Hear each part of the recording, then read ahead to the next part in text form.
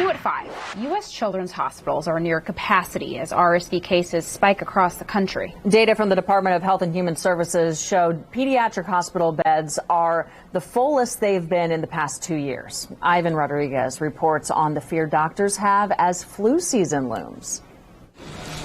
A dangerous spike in a common respiratory illness known as RSV is pushing hospitals across the country to capacity. We have seen well over 150 cases per week recently.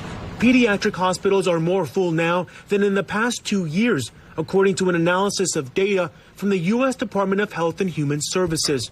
Rhode Island's Hasbro Children's Hospital is currently at 125% capacity. Seattle health officials say they are seeing 20 to 30 RSV cases per day in hospital and urgent care clinics. We're seeing a lot of RSV right now. My hope is that that turns around. What worries me is if we then add influenza and COVID on top of that, that's where I think we can start getting into trouble. The influx of young patients filling hospitals is forcing those with less urgent illnesses to wait for hours, sometimes days, to be admitted. But we got to make sure those beds are open for those kids. Doctors say parents should be on the lookout for severe symptoms and seek medical care immediately. What you're looking for is maybe a fever that goes higher and higher, really labored breathing, a baby who's, huffing and puffing, looking like they just ran a mile or crawled a mile.